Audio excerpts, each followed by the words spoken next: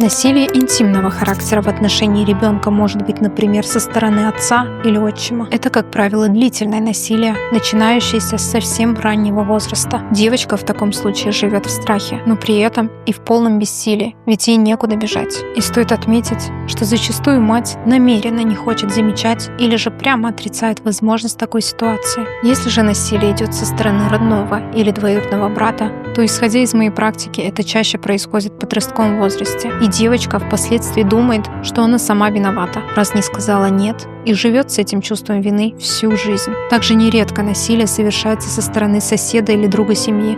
Как правило, это разовое насилие. Девочка сразу после случившегося блокирует воспоминания, но позже, во взрослой жизни, страдает от тревожности, депрессии, избегания полноценной физической и эмоциональной близости с партнером. Самое главное для женщин, переживших этот ужас — признать травму, перестать винить себя и проработать в терапии данную боль.